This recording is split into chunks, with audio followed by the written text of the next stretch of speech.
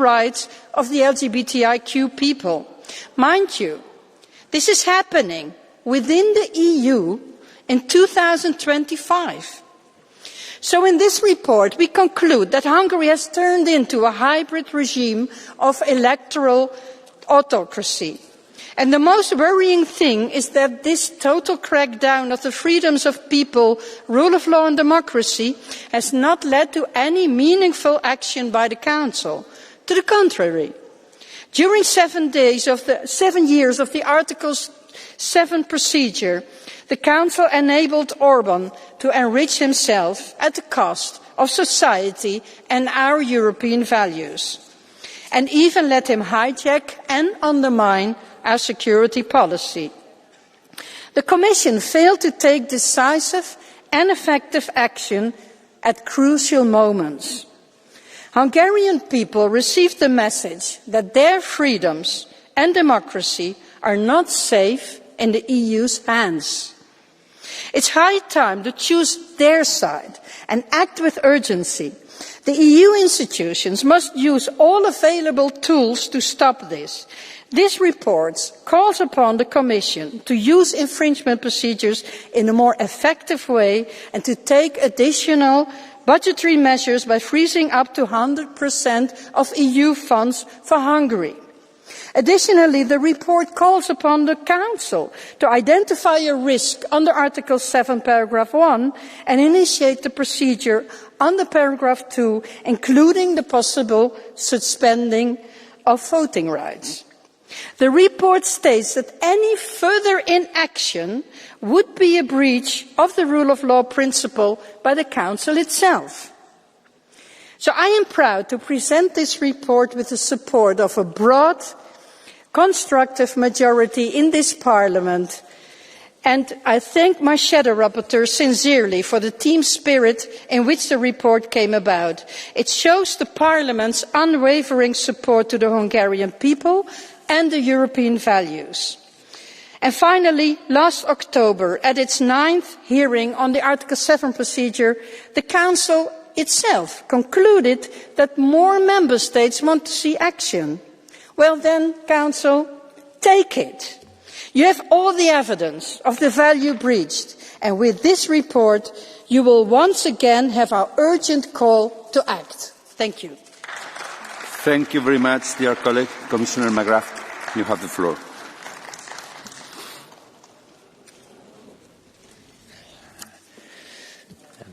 Thank you, Chair, Mr. Vice President. Honourable members, thank you for this opportunity to debate with you today in the context of the new interim report presented by Rapporteur Ms. Tanika Strick on the existence of a clear risk of a serious breach by Hungary of the values on which the Union is founded. And can I thank MEP Strick and all of those who contributed to the work on this report.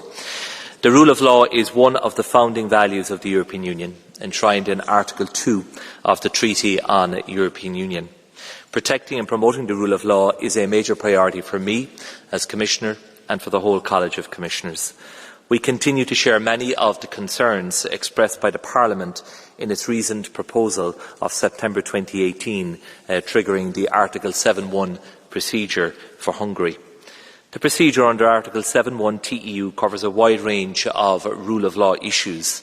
The Council has so far held 9 formal hearings on Hungary, most recently on the 21st of October, which I attended at the GAC. In the framework of the Article 7.1 procedure, the Commission always stands ready to participate in hearings and state of play points in the Council, and is of the view that the procedure should be maintained as long as the issues that triggered it are not resolved. It is for the Council to decide on next steps in that procedure, acting by a majority of 4/5 of its members and after the consent of the European Parliament. The Commission's concerns regarding the rule of law in Hungary are clearly stated in the Commission's annual rule of law reports, the last edition of which was published on the 8th of July this year. As stated in that report, on 7 out of 8 recommendations of the rule of law report made in 2024, there has been no progress. Time doesn't allow me to go through them all individually. Significant progress has been recorded only on 1 recommendation related to salaries in the justice system. It is also relevant to note that the Commission launched several infringement proceedings relating to the areas covered by the Parliament's recent proposal, such as the rights of civil society organisations, academic freedom, media freedom, the rights of migrants and asylum seekers, the rights of LGBTIQ people, as well as infringements in relation to the functioning of the single market. For instance, just last week, the Commission decided to open an infringement procedure against Hungary for failing to comply with the EU rules when awarding its waste management concession for the entire territory of the country. The Commission will not hesitate to take further action if necessary. Beyond the annual rule of law report and infringement proceedings, the Commission assesses Hungary's efforts to strengthen the rule of law in 4 parallel procedures: the general regime of budget conditionality, Recovery and Resilience Facility, the horizontal enabling condition of the EU Charter of Fundamental Rights, and a country-specific recommendation under the European semester. The first 3 procedures I referred to have resulted in the suspension of certain payments to Hungary. Overall, the funding that remains blocked for Hungary amounts at present to approximately €18 billion, and around €1 billion of the initial cohesion policy allocation has been definitively lost. The Charter horizontal enabling condition remains non-fulfilled because concerns persist related to Hungary's so-called child protection law, academic freedom and the right to asylum. These together affect €2.8 billion in EU funding. Regarding the RRF, the Commission will assess the fulfilment of the conditions for payment, including the so-called super milestones, once Hungary submits a request for payment. The procedure under the Budget Conditionality Regulation concerns anti-corruption related rule of law issues. The measures adopted by the Council remain in place for as long as Hungary has not adopted remedies that put an end to the breaches of the principles of the rule of law affecting the sound financial management of the Union budget and/or the protection of the financial interests of the Union. Finally, on the 8th of July, in the context of the European semester, the Council, following the Commission's recommendation, adopted country-specific recommendations for Hungary related to the rule of law and the single market. Specifically, the Council recommended that Hungary take action to improve the regulatory framework and enhance competition in markets for products and services, in particular in retail. To attain these objectives, the Council recommended that Hungary should avoid arbitrary administrative interventions, tailor-made legislation providing undue advantage or disadvantage to specific companies and market-distorting state-supported transactions. Hungary should also reduce the use of emergency measures to what is strictly necessary in line with the principles of the single market and the rule of law. To conclude, Chair, let me affirm to you the Commission remains fully attentive to the rule of law situation in Hungary. The implementation of some of the reforms undertaken by Hungary in recent years continues, also as a result of processes at EU level. However, significant concerns continue to persist, as my intervention today has also made clear. Thank you for your attention to these initial remarks, and I look forward to the views of the honourable members. Thank you. Thank you very much, Mr. Commissioner. On behalf of the EPP Group, Mr. Wadwikiewicz. Thank you, Chair. Thank you, Commissioner, for presentation of your statement with this regard. As one of the shadow rapporteurs to this report on Article 7 procedure regarding the situation in the rule of law preservation in Hungary, I would like to say that this is second report of this House which launched the procedure from the Article 7 of the Treaty against the Hungarian government, and we have been able to prepare this report on the basis of the rulings of both courts, of the Court of Justice of the European Union and the European Court of Human Rights, on the basis of assessment of the European Commission with that regard, and especially on the basis of the visit on the ground in Budapest. We had the chance to visit Budapest together with the rapporteur Tineke Strik and other shadow rapporteurs.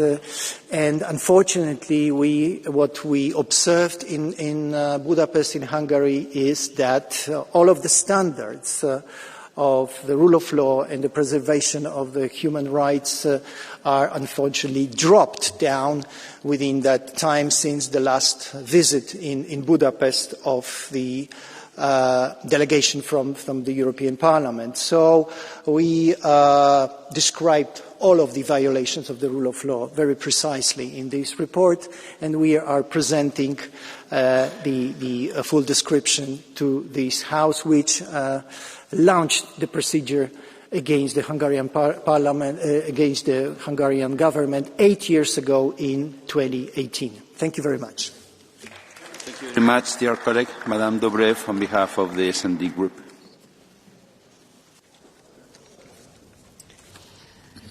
Jó napot kívánok! Good afternoon, colleagues.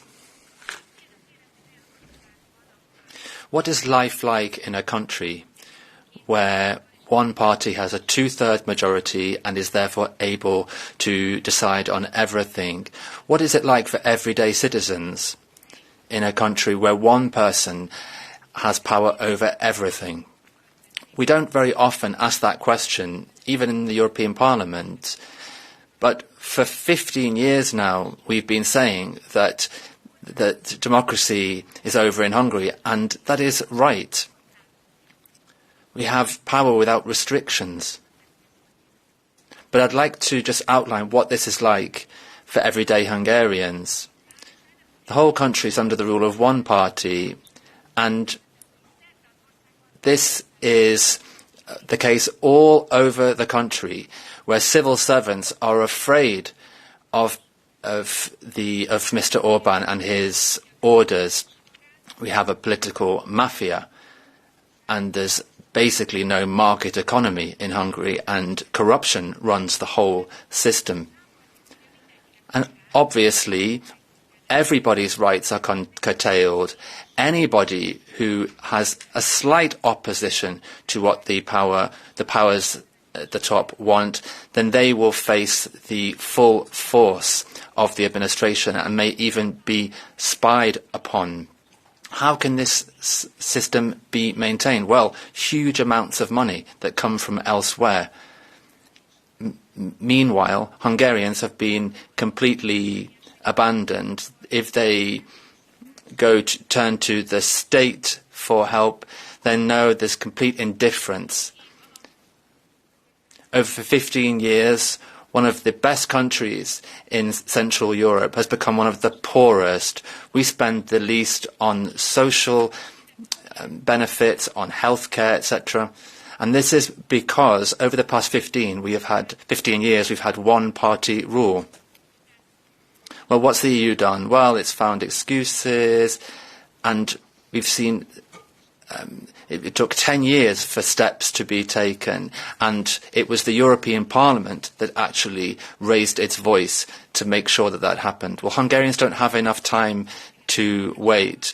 The majority of Hungarians want change, and they want to see the end of the Orbán regime. We should never see one-party rule or full power for anybody in Hungary again. Thank you. On behalf of the PFE Group, Madame Gall. Thank you, President, Commissioner. For 15 years now, we've had a political witch hunt against Hungary, and more frustrated accusations. Now, obviously, we've had the Tavares report, the Sargentini report, and the Del Boscovi report, and now we have the Strik report, full of lies and double standards. And you don't seem to be bothered about facts. Orbán phobia is what rules the day. And there are also references to documents from NGOs. And it's turned out that they have received orders and they've received money from abroad to carry out smear campaigns against Hungary. And this is carried out because Hungary is against illegal migration, against gender ideology in schools. Hungary stands up for peace in Ukraine and rejects fast-track accession of Ukraine. And for this reason, we are punished, money is frozen, we are blackmailed with our voting rights potentially being withdrawn. But we don't want these anti-sovereign attacks. We don't want to be lectured and these kinds of political attacks. Therefore, we have presented an alternative resolution. I've been in this Parliament for 21 years, and I've seen that if the rules don't please the left or the EPP, they simply don't comply with them. But at the same time, they call for accountability on the rule from others. What kind of hypocrisy is that? And the timing speaks for itself. Like the previous reports, elections are coming up in Hungary in 5 months' time. And they even say openly they want a change of government in Hungary. And they try to find who will meet the requirements. It doesn't matter what they do. Hungarian voters have not been able to be misled, and they will not be misled with these lies again. Thank you. Thank you, dear colleague. On behalf of the ECR group, Madame Teodorescu. Citizens who are watching this debate must know that, whether we like it or not, legally speaking, the European Parliament cannot activate Article 7, paragraph 2 of the EU Treaty. And even if it could, this legal basis could not include the LGBTIQ plus community of Hungary and no other topic which belongs to national competences, such as healthcare or education. This report not only exceeds the mandate of the Parliament and of the EU in general, it even exceeds the imagination of the harshest critics of the Budapest government, because it condemns the very Council for the same serious violation of EU values simply for not taking action against Hungary. Unfortunately, this debate and this report have nothing to do with the EU fundamental values. They have become a political weapon against a government which bothers people. What's really at stake here? Withdrawing the voting rights of an EU member state. As an ECR rapporteur, I support the cause and sovereignty of Hungary. Whatever is being done to Hungary today for its conservative positions may be done to any other EU member state tomorrow, including Romania or your own country. Colleague, on behalf of the Renew Group, Mr. Corner. Liebe Kolleginnen und Kollegen. Dear colleagues, we are having this debate on Hungary and the Article 7 procedure. I don't know how many debates we've had, but we finally need to see action from the Council where this issue is tied up. We hear a lot of reaction. The AfD are well represented to defend Viktor Orbán, but what are we really talking about here? It's not about conservative politics. It's that Viktor Orbán's friends are living a palatial life, and at the same time, ordinary Hungarians are living in the poorest country in the EU. This level of corruption and violations of rule of law, this is what it's about. It's not about politics here. It's the people that are behind this. They defend Viktor Orbán as the best, but they're promoting corruption and they want to see the citizens poorer. That's what this is really about. We should be very clear about that. We have rules in the EU to protect taxpayers' money. And we have this corruption and this violations of rule of law. This is what we're talking about. That's really the only thing this debate is about. So the Council must finally act to protect rule of law in the EU. Thank you. Very much, dear colleague. On behalf of the Greens, Mr. Freud. Dear colleagues, since Viktor Orbán came to power in 2010, the European Union has given 80 billion euros to Hungary. 80 billion euros. This was money meant to modernize schools, to update hospitals, to bring fast internet to every corner of Hungary, well, to do all these things that we do with EU money. But if you travel through Hungary and if you visit the neighboring countries, you can actually see corruption in the cityscapes, in the townscapes of Hungary. You can see that these 80 billions have actually not reached ordinary Hungarians, because the state of hospitals, the state of schools, the state of roads in Hungary, compared to its neighbors, is pretty bad. The economic performance of Hungary, Romania has overtaken Hungary, Poland has overtaken Hungary, Slovakia has overtaken Hungary. Pretty much all the neighbors have overtaken Hungary during the reign, and that's because you're stealing money on an industrial scale. If you look at the personal wealth of people like Metzaros, his son-in-law, Tiboc, they are becoming multimillionaires, billionaires. Tiboc has doubled his assets in the last year alone. This is what's happening with EU taxpayer money in Hungary. It's a disgrace. And quite honestly, Commissioner, it's almost 3 years now that we have frozen some of the funding that is going to Hungary, because we know it's being stolen. It's being used for private jet vacations in the Maldives. It's being used for yachts instead of for ordinary Hungarians. And still we're sending billions. We have sent over 9 billion euros since the first money was frozen. Still we're enriching these people. That is why in this report with Tineke, we're asking that all the money be frozen. That's why we're submitting that amendment, that all the money needs to be frozen, because all of the money is being stolen. This is what this Parliament needs to do. We need to stop funding the destruction of democracy and the rule of law in Hungary. This needs to stop, so we need to act, Commissioner. Please look at this. Please table the necessary proposals. It's been 3 years. You say there has been no progress. Not a single milestone has been fulfilled. We can no longer just look at the attacks on the rule of law and democracy. We need to act. It's time. Thank you very much. Thank you, dear colleague. On behalf of the left, Mr. Arvanitis.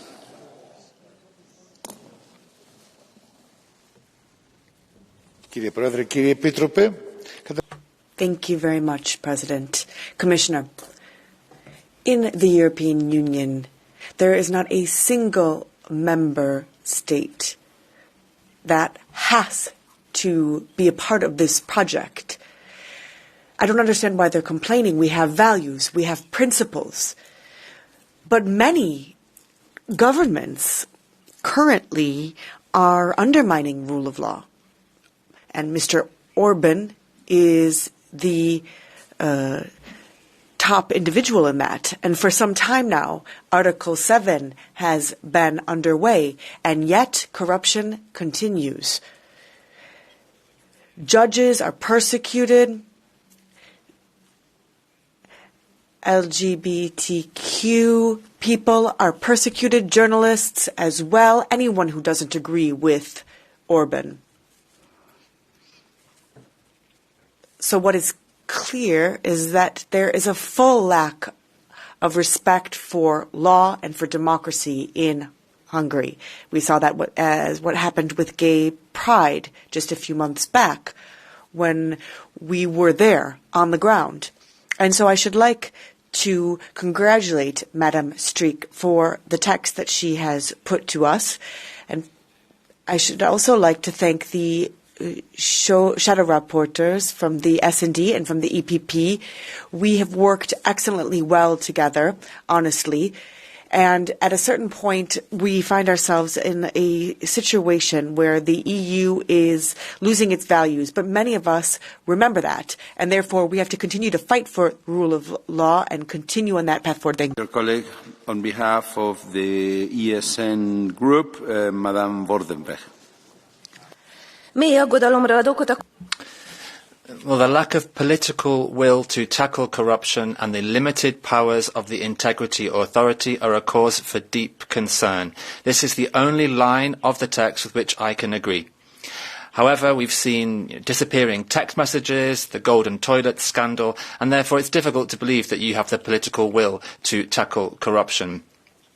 Hungarians are not known for their political correctness, but rather for their insistence on the truth. And in light of that, I have a few comments to make about the report.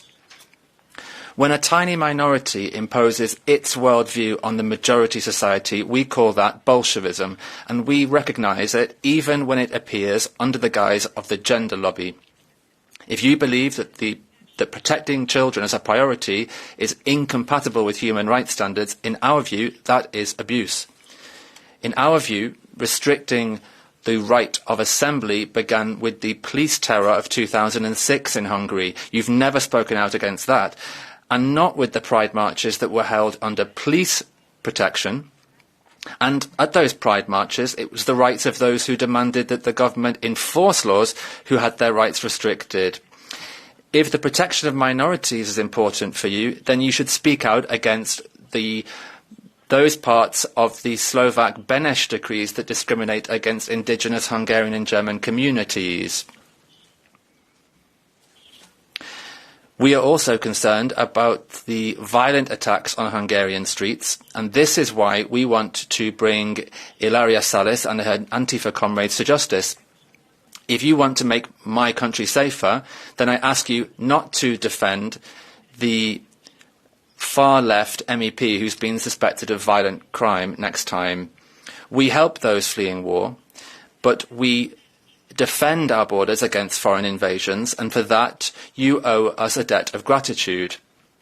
We believe that the most serious restriction on academic freedom is when ideological dogmas are forced upon scientists or academics. But Hungarian academic life survived Lysenkoism, so it will survive gender studies as well. Freezing the funds we are entitled to is blackmail.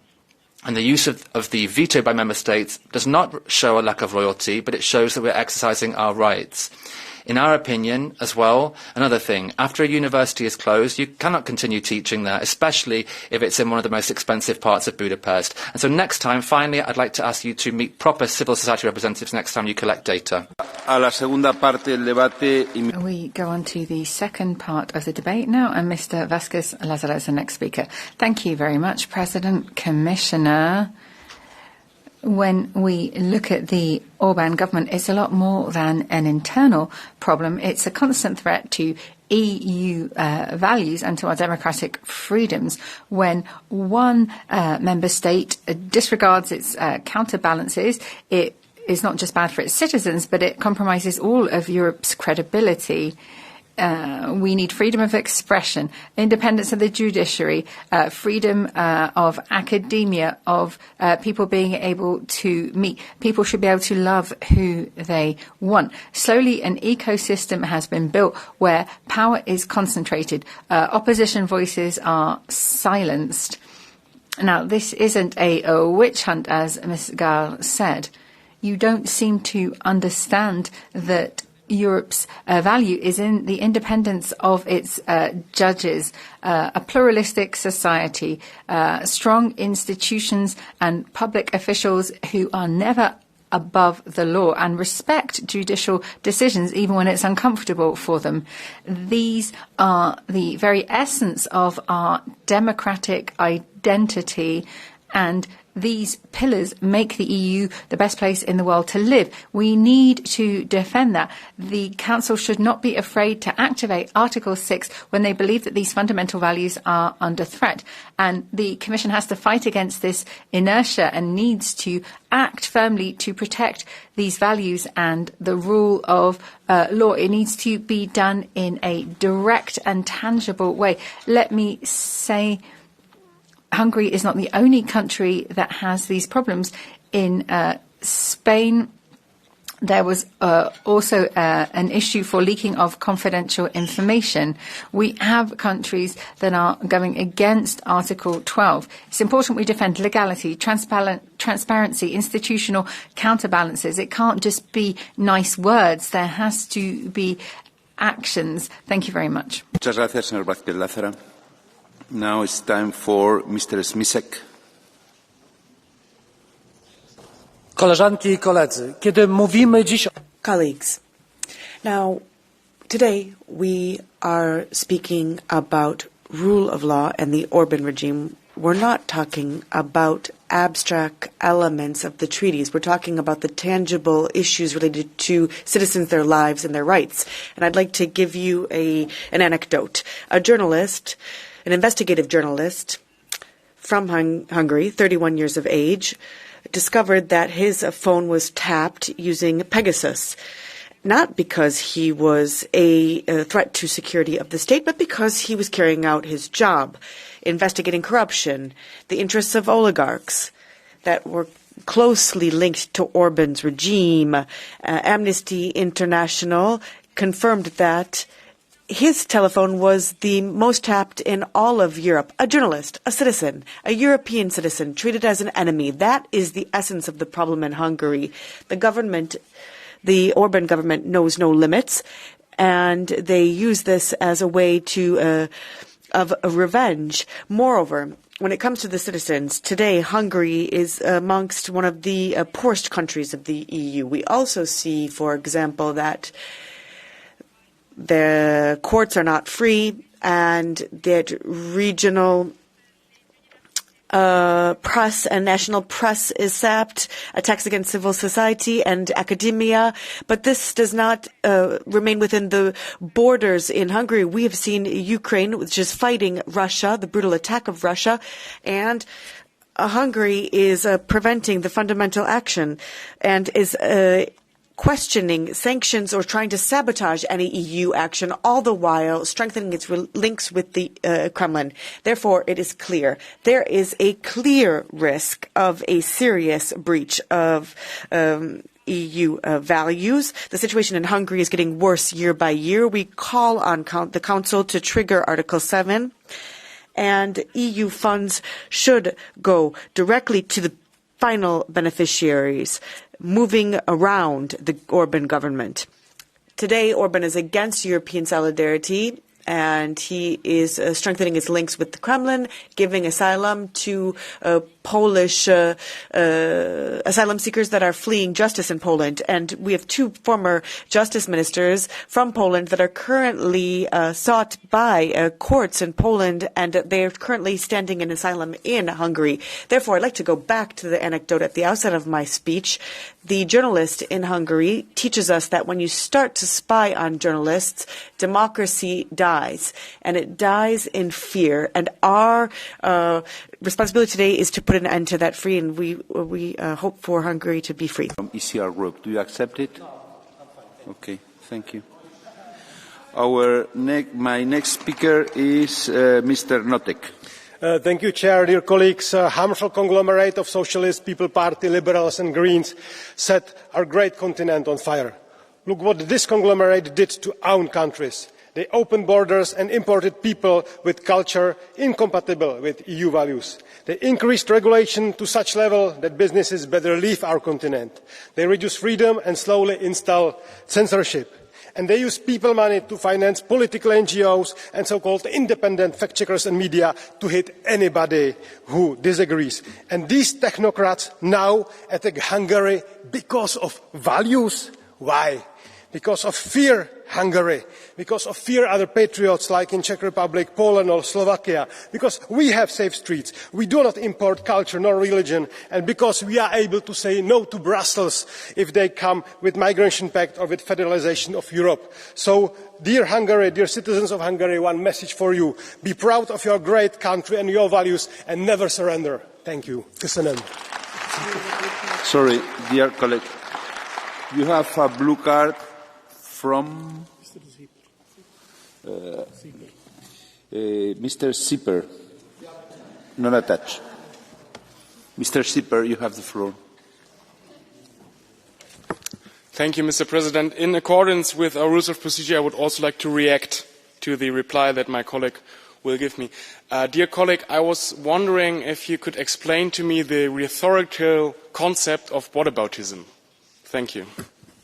Thank you, Mr. Sipper. You have time to answer. 30 seconds.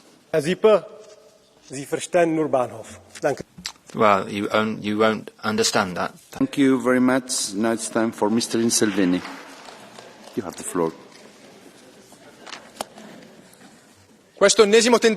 Now, the umpteenth attempt to hit Hungary on a rule of law. This is used by the left as a political arm against those that they don't agree with. The founding values of the EU. What are these values? Green Deal, destroying identity, gender issues, surrogacy. Well, we know then De Gasperi, the founding fathers, would defend the Christian values. They would defend children and promote families. The problem is not Orbán today. The problem is elsewhere. Trying to hit a government that doesn't line up, that would be dangerous for all of the nations and all of the citizens. Defending Hungary means today that we defend a sovereign state, one that promotes veritable, real European values and political plurality in Europe, without which we would have a future where we would be standardized, communist, and uniform. My next speaker is Mr. Brandstatter. Thank you, President, dear Commissioner, dear colleagues. Hungary is a beautiful country. It's a fantastic history, very courageous people. And what has Orbán done? Well, hundreds of thousands of people are leaving their country. The economy is stagnating, the healthcare system is broken, and corruption is worse than anywhere else in Europe. And they divide society. They have an enemy from abroad, Brussels. The universities are being destroyed, so the next generation will be jeopardized. And the media has also been targeted by Orbán. And here, the media has to ask the minister certain questions, for example. And then we have their partners, Russia and China. They're indebted to those countries to significant levels. But then the FPÖ in Austria says that Orbán is a model. We need to stop that. What Orbán has done in Hungary must not happen in Austria, and it must not happen in any other country in the wonderful European Union. Card from Mrs. Stiger Petra. Sehr interessant. Ja, bitte. Okay. Madam, you have the floor. Ja, vielen Dank. Thank you very much, Mr. Brandstätter. So, your speech was full of a lack of respect, and it's a disgrace. And your party has no idea about diplomacy. Now, we're talking here about rule of law. Do you know what the rule of law actually is? I think it's really shocking and absurd that you criticize what's happening in Hungary. Your party wants to undermine the fundamentals of our constitution. If you want to talk about neutrality as well, for example, and look at what is happening there. Look at your hypocrisy and the double standards you are applying. Well, I think in Austria, for the word hypocrisy, there would be a point of order. And secondly, the rule of law does not work in Hungary at all. The judiciary is under Orbán's control.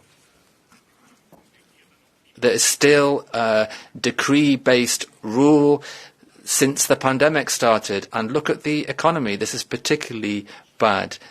In Austria, it's not always easy for journalists, but they do not suffer what happens in Hungary. In Hungary, all of the media that criticize the government are closed. If Austria were to become Hungary, we would see the economy break, the healthcare system would be destroyed, and our fantastic democracy would also be destroyed. We need to work for Austria and for Austria in the European Union. Thank you. La señora Galán, tiene usted la palabra. Ms. Galán, the floor is yours. Gracias. Thank you, President. Please, your colleagues. Gracias, Presidente. Thank you, President. This Parliament has been calling into question rule of law in Hungary for 7 years. 7 years and nothing has happened because Hungary itself is using its veto right to not be sanctioned. Now, meanwhile, in the country, the situation hasn't gotten better. It's worse. on a daily basis, as we saw, for example, the attempt to ban Pride in Budapest. The Orbán government continues to cut rights, freedoms, persecutes communities and minorities, and according to Transparency International, Hungary is the most corrupt country in the Union. As if that weren't enough, it's the only country of the EU that has done away with the ICC so that it could welcome Netanyahu. The experts consider its political system an illiberal democracy. Therefore, I'm wondering if we shouldn't wonder if it is even a democracy today. Commissioner, we need action, clear and blunt action from the Commission and from the Council. The right should get rid of its toxic embrace of the hard right and stop protecting Orbán as if he were one of their own. Thank you. You would have a blue card from the ECR, Mr. Osora. Mr. Orsova, you have the floor. I'm waiting for the translation. I speak in Polish. Bardzo dziękuję. Chciałem do pani zadać pytanie, kim pani jest, że... Thank you very much. Who are you, madam? Who are you to lecture us, to lecture Hungary? Yes, I'm waiting for this. Okay. Kim pani jest, żeby pouczać Węgrów i demokrację? Who are you, madam, to lecture Hungary? To lecture Hungary on democracy. The Hungarians decided who the Prime Minister would be. Perhaps you do not understand democracy yourself. You're talking, for example, about corruption. What should we call what Schroeder did back in the day? I suggested sanctions at that time, and you were against that. The Hungarians know very well who they want to elect as Prime Minister. Thank you. Thank you very much. Thank you for your question, because this helps me to state that democracy, lectures in democracy come from this European Parliament. We have a treaty that establishes precisely what rule of law is. If Hungary does not want to be a part of the EU, it can open the door and leave. We defend a free and plural Europe. Europe of restrictions and exclusion does not have any place here in this Parliament. Thank you. Thank you, Madam Galat. You have the floor. Warum zeigt man denn immer mit den Fingern? Why are we always pointing the finger at Hungary? Why don't we point the finger at Germany instead, where an AfD mayor was discriminating against from the AfD, or issues that we've had in the Bundestag as well, changing our basic law. But of course, no one ever calls into question the rule of law in Germany. Let me just say to you, Mr. Brandstetter, I am safer in Budapest than I am in Vienna. The EU acts as if they are in charge of Hungary. We've been hearing these criticisms of rule of law for the last 8 years, this infringement procedure, just because there is a government there that you do not like. And even despite all of this, there was a 2/3 majority in the last elections, a majority you could only dream of. And in the EU elections, one of the best results. Hungary has delivered. Poverty's gone from 30% to 19%, 1 million new jobs created. And what has the Commission done? They're cutting Erasmus, research projects. They're taking this out on students and researchers. We often hear references to the NGOs, but the rule of law calls into question. This is called into question because they're financed by EU money. We have a democratically elected president, and I will say no more than that. Thank you. Sorry. You have a blue card from Mr. Schipper, non-attached. Yeah. Do you accept it? Yes. Mr. Schipper, you have the floor. Vielen Dank, Frau Kahn, dass Sie mein... Thank you very much, Mrs. Kahn, for accepting my blue card. I think it's very interesting that you're talking about the money going to NGOs rather than to your party. I mean, I think a lot of it's going to Russia and China. Now, you are criticising everything being politically motivated. Please let me get to the end of my statement. So you're criticising that this is all political motivated, that it's not about rule of law. But how many European Court of Justice rulings from the Court of Justice have you personally read? Madam Khan, you have the floor. Well, I'm not sure that this is really a question. You're just talking about money that goes to China and Russia. Now, you're in the non-attached because nobody wants to work with you. I have looked very closely at this rule of law report and what Hungary is being accused of. The child protection law, for example, 90% of voters were in favour of that because we don't want sexualised content to be shown on the street. The LGBTI community shouldn't be dancing in front of young children. That's what we're talking about when you're pointing the finger at Hungary. Madam Khan. Mr. Schipper has the right to follow up 30 seconds. Don't you want to answer him? You have then 2 more blue cards. Don't you accept them? Mr. Schipper, you have 30 seconds. Es ist wirklich traurig, Frau Kahn. I think that's really a shame that you don't want to participate in the spirit of the blue cards.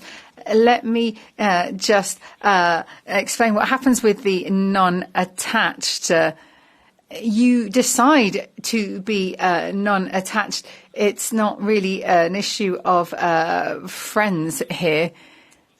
Now, I'm not sure you really have comprehensively looked at these judgments because this would go against your argumentation here. Mr. Schipper, Okay, thank you very much. Madam Khan, Mr. Blaha, you have the floor now. Obracam sa na vás ako zástupca tradične. Thank you. I am speaking to you as part of the Smer Party. We're not part of the Patriots, but we do stand up for Hungary and its national sovereignty. And what we're seeing here is really Brussels-based colonialism. Orbán's against migration, and so are we. And when it comes to their LGBT policies as well, we support that. And then now we see the golden toilet scandal in Ukraine. Imagine, and then look at what's happening with NGOs. You have no right to punish the Hungarians for their political decisions. We want peace with Russia. And we saw almost an assassination take place because of this point of view in Slovakia. You are interfering in the electoral campaign in Hungary and you want Orbán to lose the elections. Slovakia will never allow Brussels to punish Hungary, and we will do our best to go against those decisions. You have the floor. So how many times are we going to have to continue to denounce the systematic violations of rule of law by the Orbán government? It wasn't enough to ban Pride. Mr. Abel, an EU citizen, is at risk of prison because of organizing a Pride event in Peszk. How is it possible in 2025 that Europe continues to tolerate something of this sort? How can we stand idly by when a member state continues to trample on the rules and rights of citizens? How many times are we going to have to stand in this hemicycle and speak out against this shameful practice without the Council and the Commission acting? Meloni, Salvini, Fizzo, they are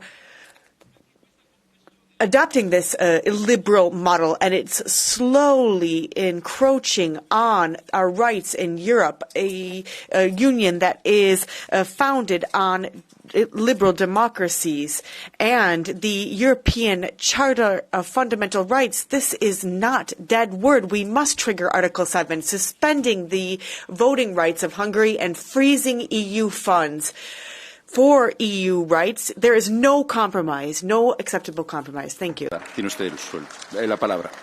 Mr. Buxadi, you have the floor. It is worth it, despite your insults and your lies. It is worth defending Hungary here and now, because it's defending ourselves, our identity, our sovereignty, the freedom of our nations. It is worth the efforts. In 56 Western powers left Hungary alone. They made a bargain that led to the death and silencing of the young people. It wasn't just the Soviets. It's you, your speeches of hate, defamation, your false reforms paid by your false philanthropists, your Article 7 claiming you speak for the Hungarian people. The Soviets also claim to be philanthropists, but you are protecting a criminal Antifa member.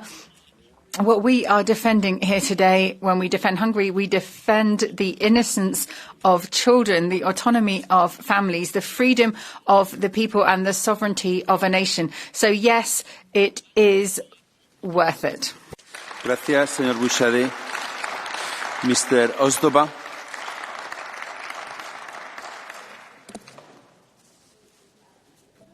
Bardzo dziękuję. Panie Przewodniczący, po pierwsze chciałbym wspomnieć o tym, że jesteście... Thank you very much. I should like to state that you are hypocrites. Democracy decided this. 88% Orbán won. In 2014, 2019, 2024, and you would like to make the decision in the stead of the Hungarians? Ex-justice ministers, you do not like the conservative government in Poland, and therefore you take this stance. You don't like the Russian approach. Just a few weeks back, I suggested that we take sanctions, and the left stood up. You were afraid of Schroeder. You would like to lecture Hungary because Orbán was against illegal immigration? That is why he won the elections, because he is against harmful ideologies, and that is why he wins elections. And that hurts you. It hurts you that Orbán is independent. It's the Hungarians that decided, not you. There's a very simple principle. When you join a club, a group, or an organisation, or indeed our union, you comply with the rules of law. In this case, Articles 2, Treaty of the European Union and the European Charter of Fundamental Rights. In Hungary at the moment, we have attacks on rule of law and public institutions, freedom of media, attacks on civil society, attacks on people's sexual orientation, women and girls' reproductive rights, migration and asylum, and international justice. These are the harsh realities of life in Hungary under Orbán and Fidesz. And no amount of clapping or intimidation from over there will hide the fact that people in Hungary are already very concerned about the autocracy that is happening in Budapest. And if you only want to know why, all you're trying to do is find people over there to drive divisions in society in Hungary and across Europe. But the fact of the matter is, less people are going to Hungary and more people are leaving. And you should be asking yourself that question. Why are the academics, why are the young people, why are so many Hungarians leaving Hungary to go to other countries within the European Union? I'll tell you why. Because of oppression and economic stagnation, because of Orbán and Fidesz and his corrupt cronies. Thank you very much, dear colleague. Mr. Foley, you have the floor.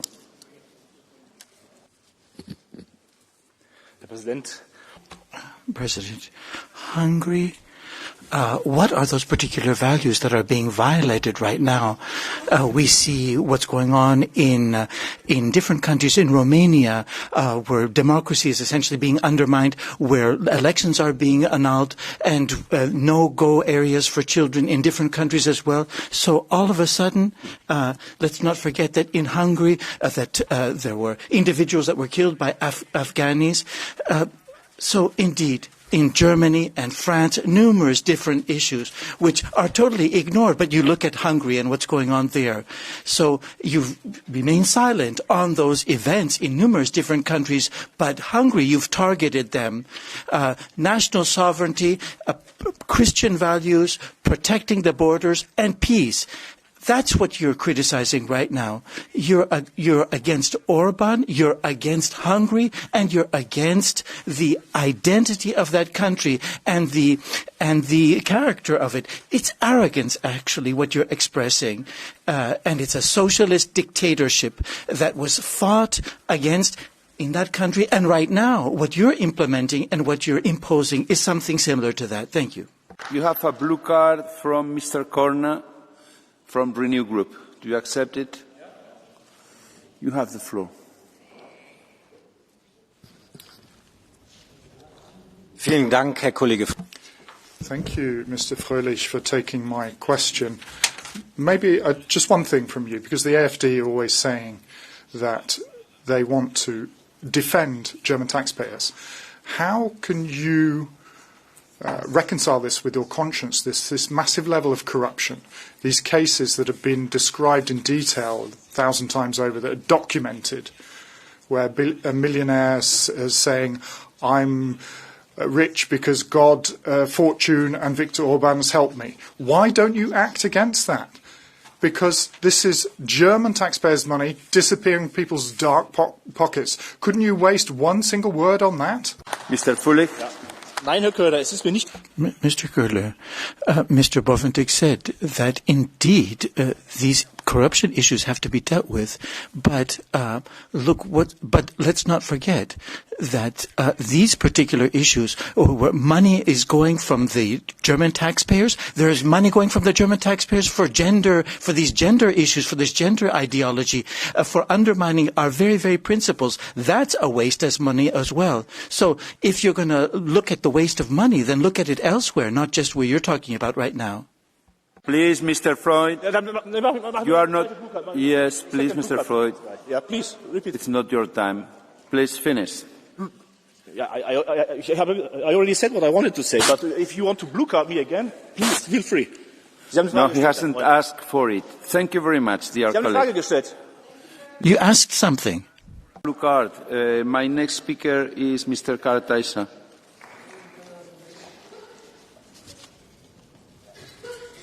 Monsieur le Président. President, Article 7 shouldn't be about imposing politics on a member state if it doesn't want them. The Hungarian people have had free democratic elections and they can determine their own foreign policy, protect families and its migrant policies, what happens in its schools, its social security, as it sees fit. The attempts to submit this country to a supranational dictate means that the EU has become an empire, imprisoning European peoples from a bygone age. The state of law, as imagined by the Union, it goes beyond democratic choices. This rule of law for the Union is about depriving the Hungarians of their right to a state. Let's defend a sovereign Hungary against the EU, which is abusing these rights that have been confided in it by the Hungarians. You have the floor.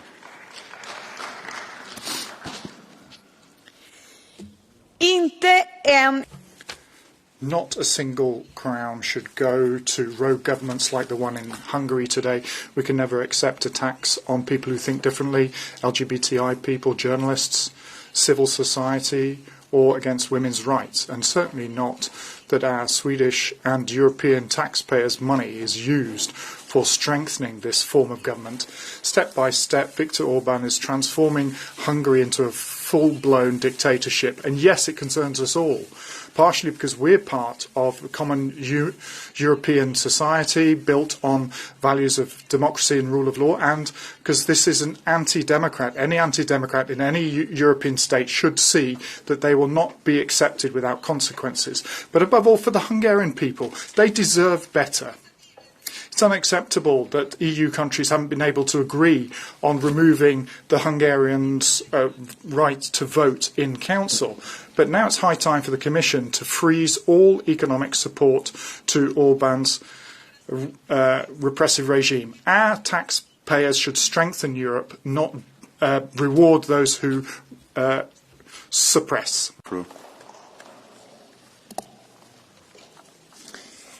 Merci. Thank you, President. Every time Brussels wants to find a guilty party, they point at Hungary. Today, you talk about a clear risk of a violation of European values. But what bothers you is not the state of the rule of law. It is that a sovereign country refuses your ideology. Hungary is protecting its borders. Hungary refuses mass immigration. You're sanctioning them. Hungary is defending its culture and its democratic choices. You're creating a threat. In reality, you don't allow the Hungarians to vote in a different way than what Brussels expects. You are persecuting a member state. You're turning a blind eye to anti-Semitism, migratory chaos in other countries. There, all of a sudden, nobody is talking about sanctions. Let's be clear. Attacking Hungary is not defending Europe.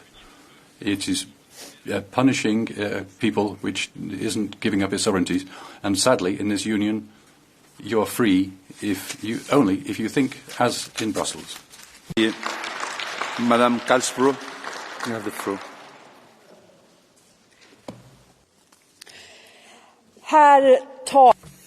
President, ladies and gentlemen, Hungary's government is not just working against Ukraine and hanging out with Putin, but it's objecting to the rules that actually underpin Europe's democracy. As long as Orbán has friends supporting him, he will continue to ban pride parades and attack the right to abortion.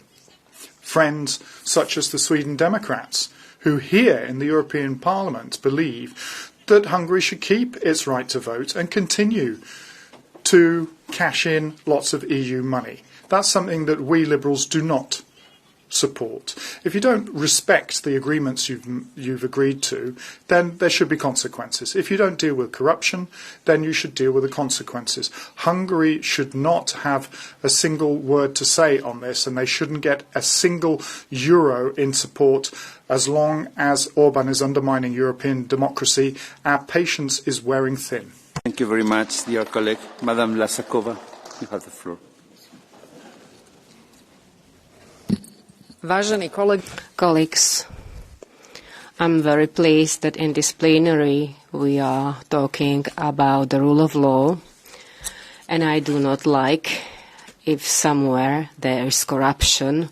For example, in the last commission, Mr. Reinders was a commissioner. Today he is accused. Whether he will be guilty, that's the decision for the court, but he sent different letters to individual member states, and today we are in such a situation that every member state somehow breaches human rights on which the EU is based. Apart from 3 human rights, every human right could be limited. Even the right for life is not an absolute right. There are 3 rights which are absolute. So every limited right which is limited by the law, if accepted by the court, then it is okay. Mr. Commissioner, that's slightly personal. You were the reason why I voted against this commission.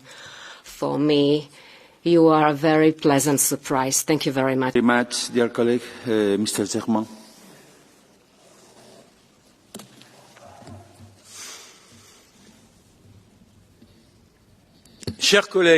Colleagues, Commissioner McGrath. Ukraine is trying to defend the fundamental values of Europe. Orbán's Hungary is trampling on these values.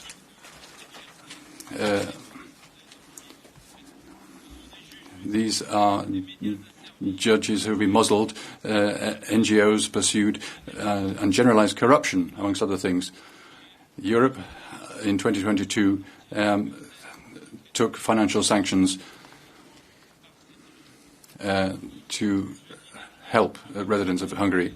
In the Budgets Committee last week, my report, which calls on the Commission to take to 200% from 50% of freezing of funds, has been adopted. And the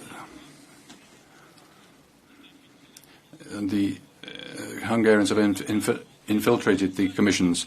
The Hungarians are holding up the use of Russian assets for Ukraine, and they're holding up the adhesion of Ukraine to the EU, spitting on the Maidan disputes.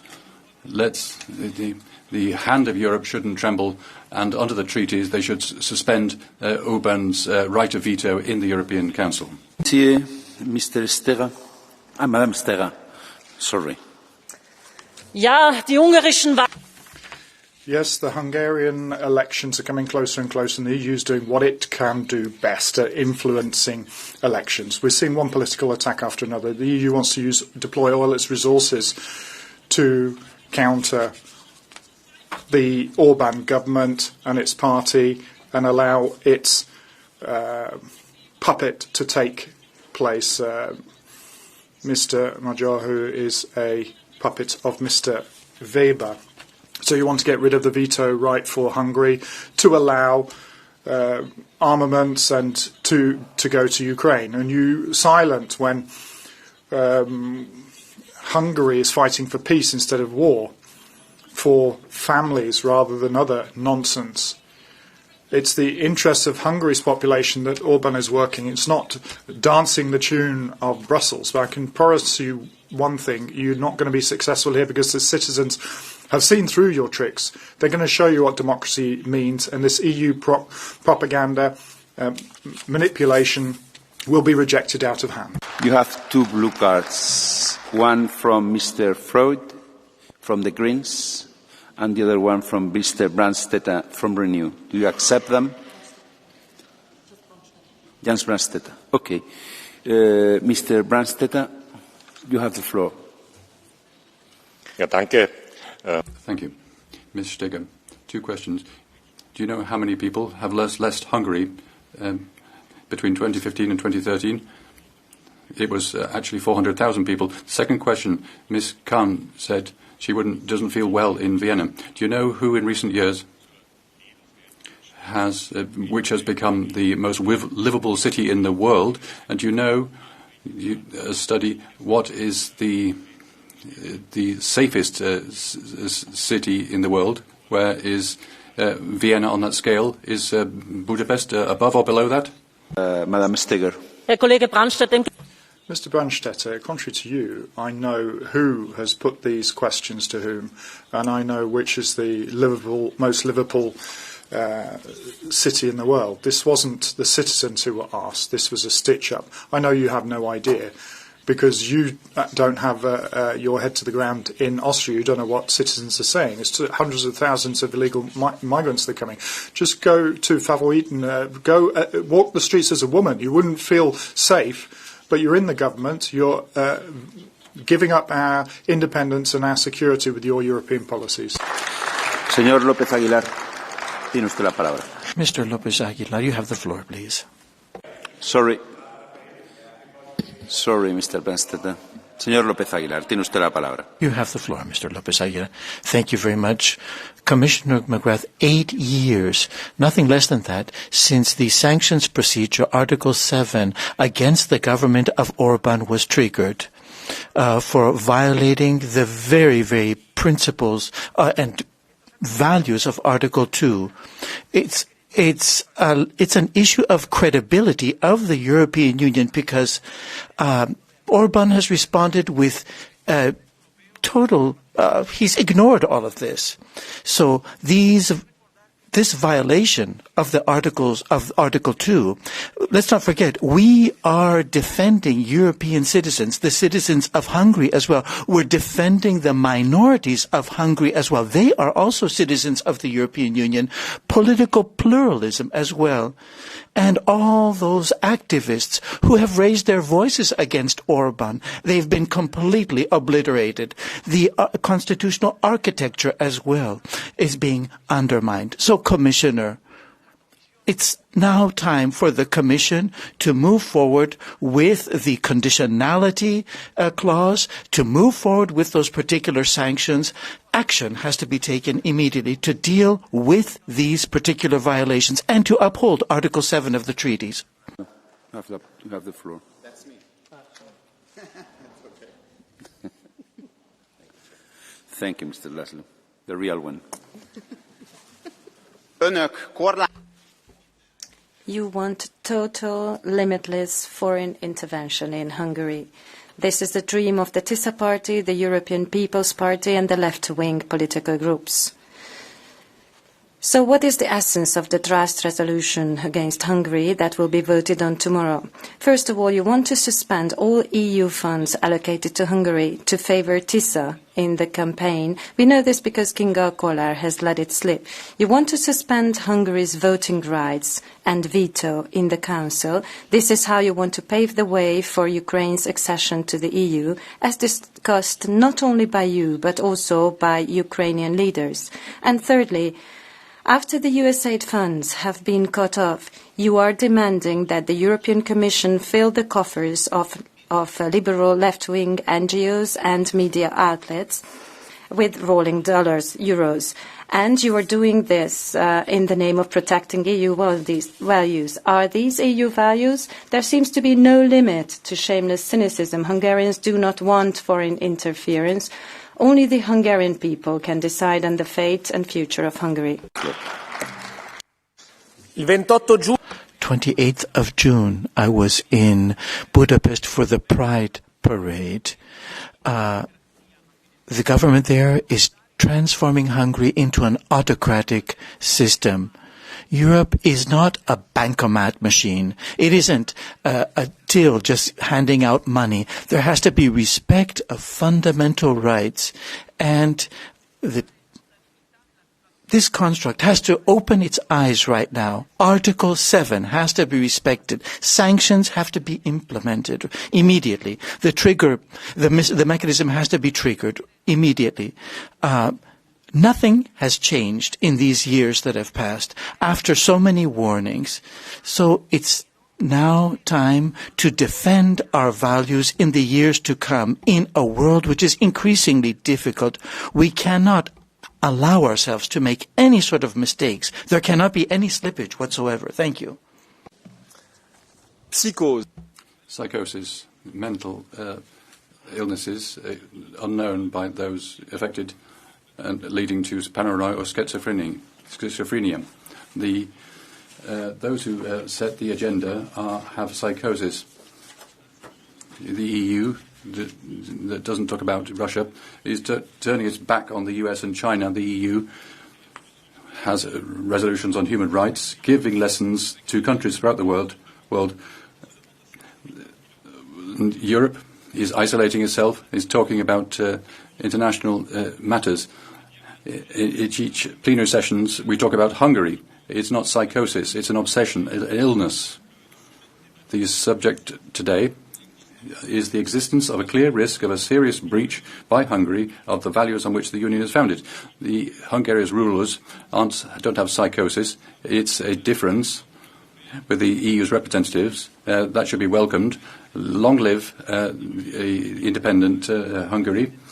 And in terms of rule of law, look at Romania with cancelled elections and what's happening in Ukraine. And Mr. Domotor has now the floor. When elections approach in Hungary, then the same thing happens always. The European Parliament prepares a report to discredit Hungary, and yet another debate is held. This is the 34th. And these speeches sound as if they were the love children of ChatGPT and political cliches. Facts, they don't matter. Well, if democracy really mattered to you, then you would debate really important issues, like the former Justice Commissioner who is being charged with money laundering, the hundreds of billions that are disappearing into golden toilets in Ukraine, while here, vaccine shipments are negotiated via text messages and Antifa terrorists are given immunity. In France, the most popular candidate is not allowed to run. In other places, election results are annulled. When these issues will be debated? Well, never. Because what's happening here has nothing to do with the rule of law. It sounds like a weary attempt to exert pressure, but we won't give in, but we will give you our answer at the elections. Dear colleague, I have 9 requests for the Catch the Eye, and I'm going to give the floor to all of them. But please, 1 minute. First one is Mr. Sverna, seat 676. Szanowny Panie Przewodniczący, Wysoki Parlamencie, rozmawiamy o sytuacji. Colleagues, we're talking about Hungary. In Hungary, people are looking for refuge, people who are being sought in other member states. 2 examples. One example from Poland. For some months, the former Justice Minister from Poland is in Hungary, and the prosecutor is reproaching him regarding the elections, but Hungary has given him a safe place. Another example, the former minister, Justice Minister, Jobro, his immunity was removed, and presumably he will get asylum in Hungary. And that must end.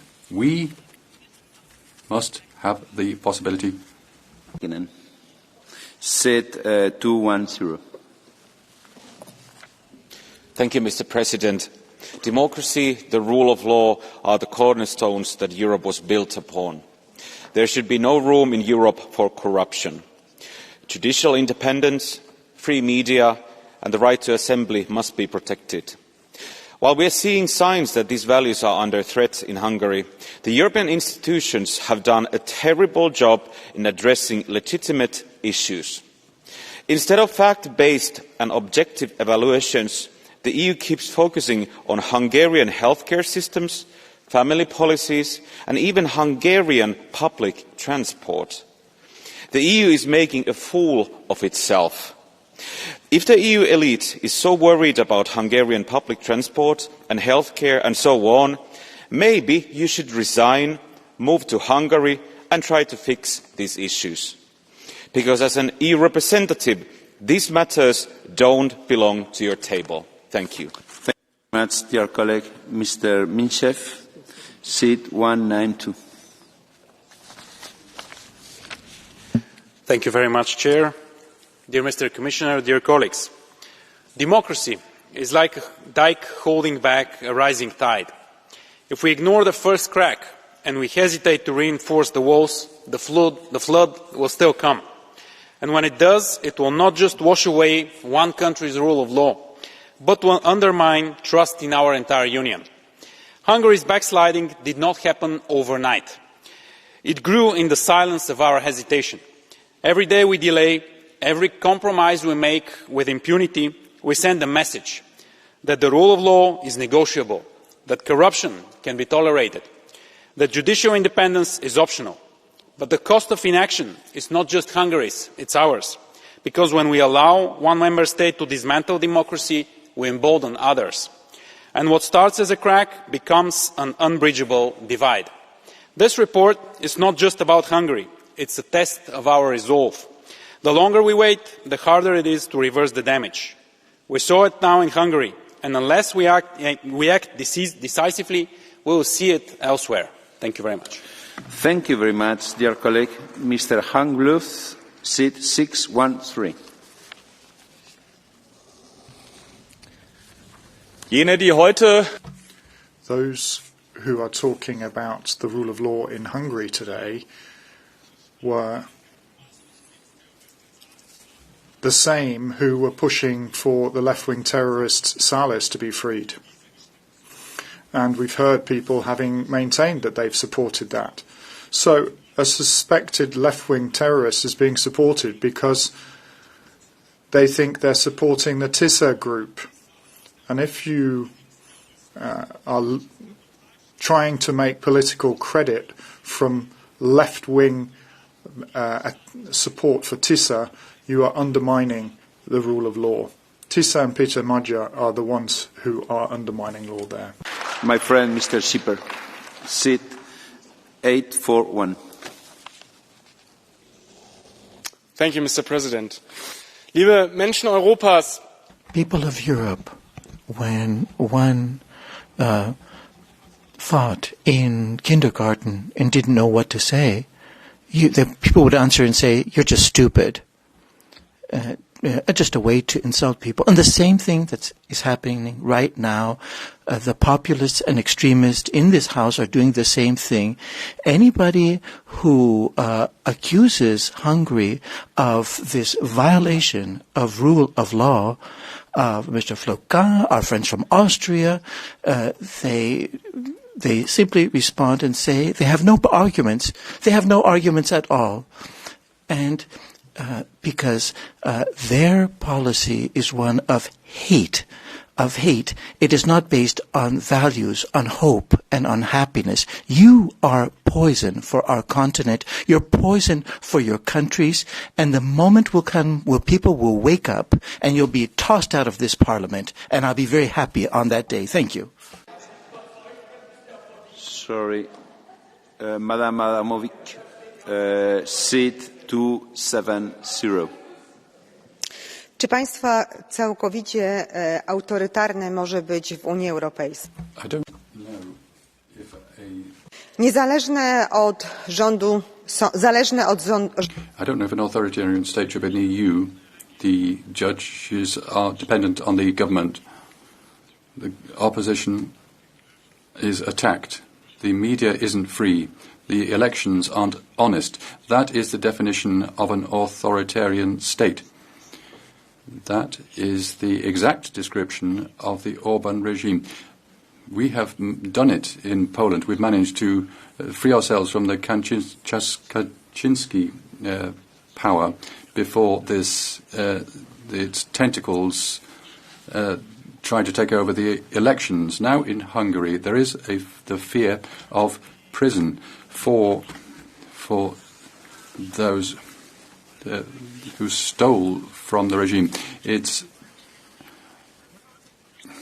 the former Justice Minister and Vice Minister are hidden away there. Seat 347.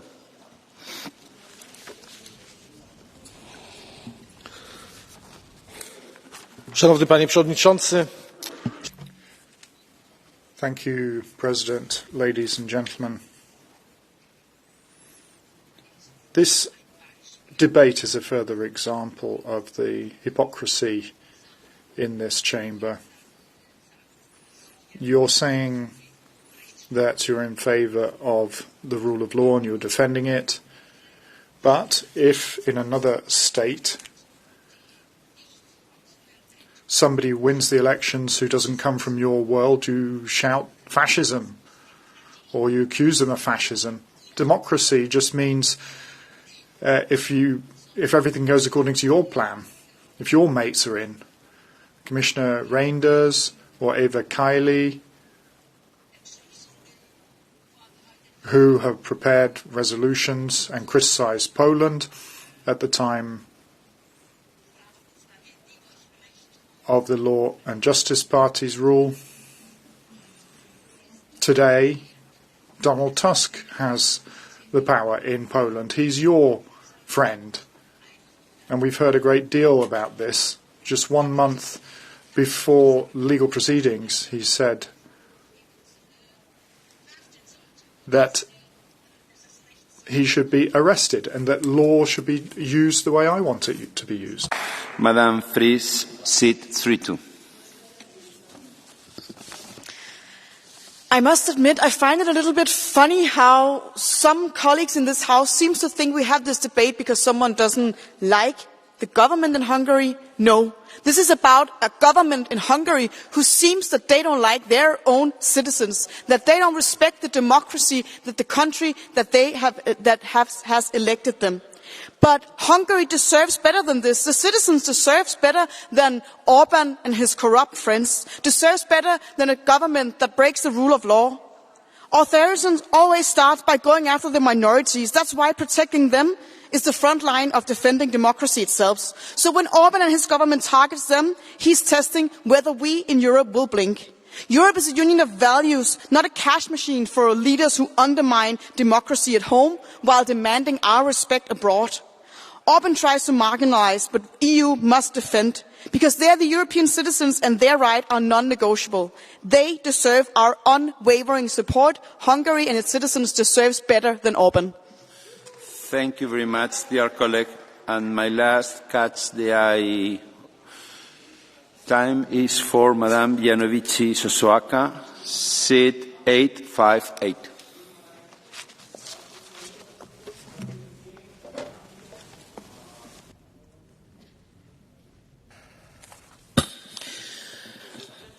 Thank you. I will speak Romanian.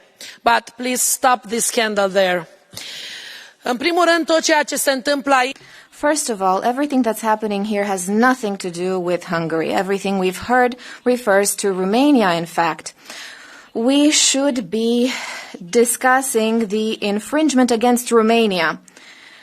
This is a dangerous precedent if you approve this situation, because we are talking about the cancellation of all the rights and freedoms, all fundamental rights and freedoms, and the cancellation of any trace of democracy in the European Union. You talk about corruption. What corruption? Maybe in the European Commission, maybe the corruption regarding the vaccine contracts. Why isn't the President of the Commission giving us access to her messages? You're talking about the rule of law. What rule of law? In Romania, you ordered the cancellation of elections. The Socialists and Democrats were talking about the power being held by one person, but that's been happening in Romania for 36 years upon your orders. All the socialists who are now in charge of Romania were asking about the Hungarians that left Hungary. So 10 million Romanians have left Romania since we joined the European Union. Thank you. Grazie. Thank you very much. Good evening, everybody. Now, on behalf of the Commission, Commissioner McGrath.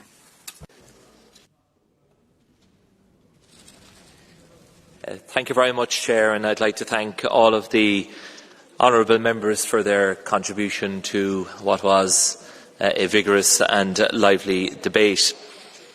As I explained in my earlier intervention, the Commission continues to share many of the concerns expressed by the European Parliament in its recent proposal of September 2018, triggering the Article 7(1) TEU procedure for Hungary. Our concerns regarding the rule of law in Hungary are clearly stated in the Commission's annual rule of law reports, most recently in the edition published in July of this year, where we had to report no progress in respect of 7 of the 8 recommendations from last year. There are also several values-related infringement proceedings ongoing against Hungary that the Commission has brought to the Court of Justice of the EU. A number of those are pending, and we anticipate judgments in the period ahead. And as I said earlier on, the Recovery and Resilience Facility, the Budgetary Conditionality Regulation and the Charter Horizontal Enabling Condition have all been deployed.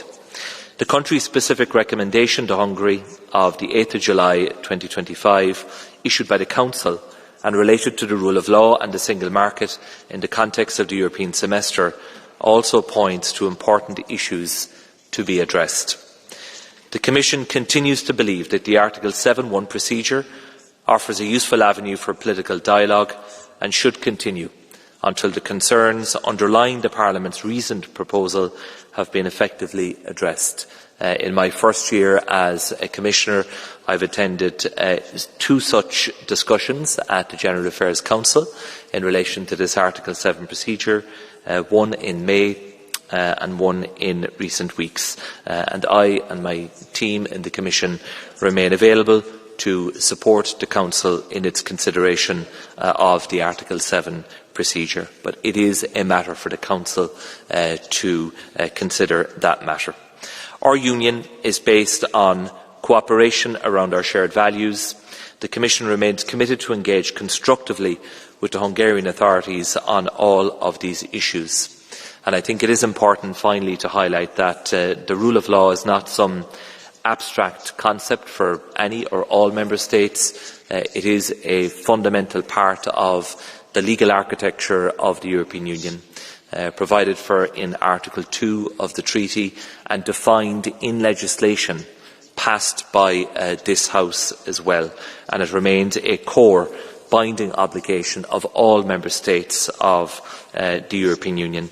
My final point is a broad one, and it relates to the next MFF. And as you know, the Commission in July published its proposals, and it seeks to give expression to the commitment that we made when we came into office, that we would seek to build a closer link between respect for rule of law and implementation of rule of law recommendations with access to EU funds. So, Chair and honourable members, thank you for your attention and thank you for the debate this evening, and I look forward to continuing to work with you in a spirit of cooperation on all of these matters. Thank you very much. Thank you, Mr. McGrath. Timothy Strick now. Chair, I'd like to thank the democratic and value-based majority in this Parliament for its support. Their contributions today reflect how we wrote this report, with outrage over the violations that the Hungarian people are subjected to every day, with frustration that the EU has let it get so far, with anger at the lack of action, and when action is taken, at the lack of consistency and communication. And the fact that this Parliament has been calling for stronger measures for years without sufficient effect. So we call upon the EU institutions again. If the EU wants to protect its values, the political leaders who persistently breach them must face consequences. If not, their impunity will inspire others, as we see in an increasing number of Member States, but also even here in the European Parliament. And that threatens our values in the EU as a whole. And eventually, the actors that are still upholding and protecting the rule of law in Hungary, civil society, independent media, human rights defenders, they cannot keep defending EU values if the EU itself fails to stand up for them. Chair, people in Hungary deserve to live in freedom, without discrimination, without interference, without corruption or repression by their government. They count on us.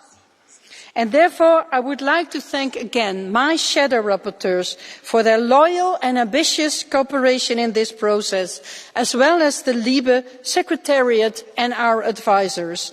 Let us continue to join forces until the Hungarian people are truly free and protected. Thank you.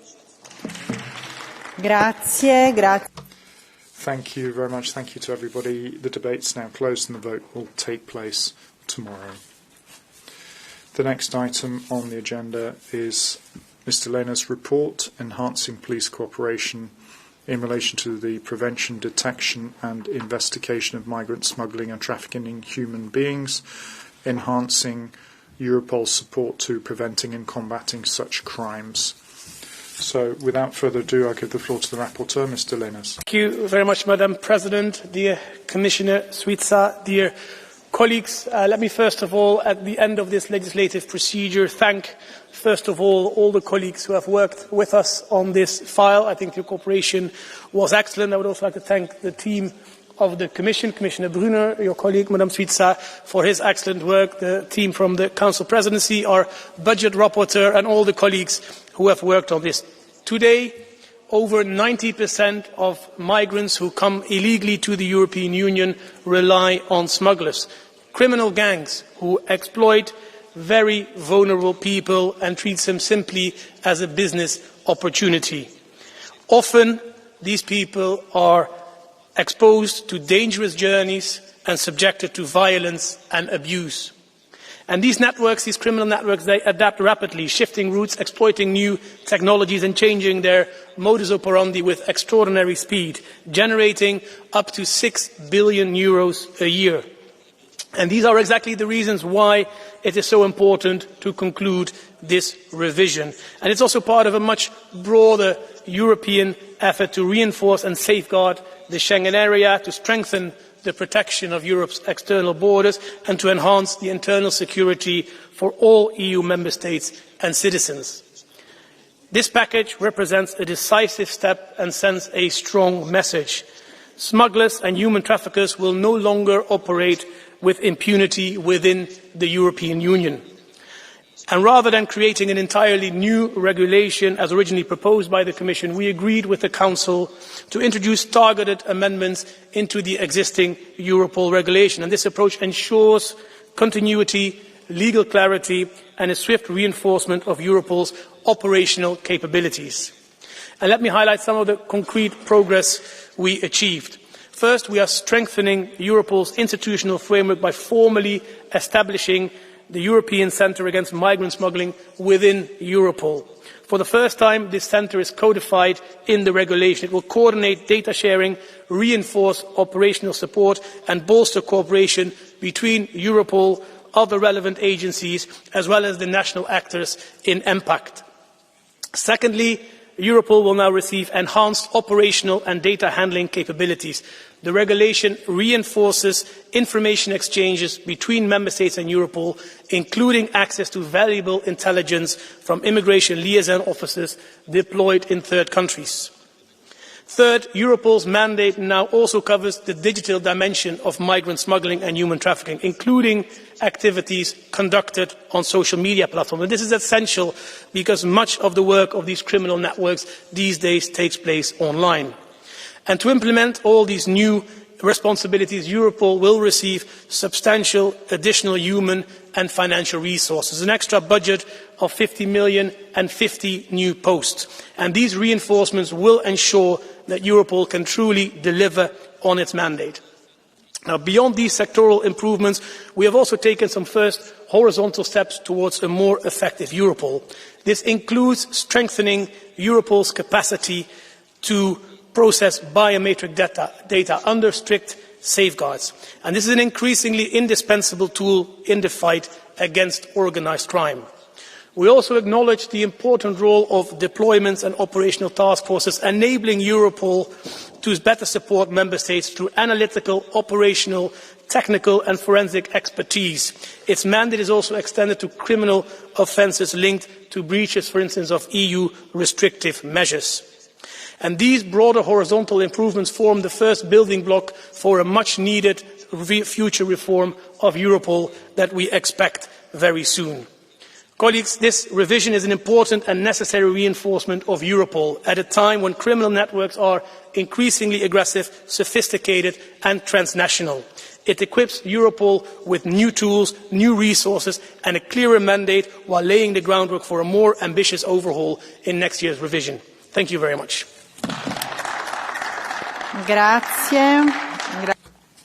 Thank you, Mr. Lenas. Now I give the floor on behalf of the Commission to Commissioner Suica. Chair, dear members, first of all, I would like to congratulate Rapporteur Lenas, but not only him, also shadow rapporteurs and all others who were working diligently on this file. According to Europol, as you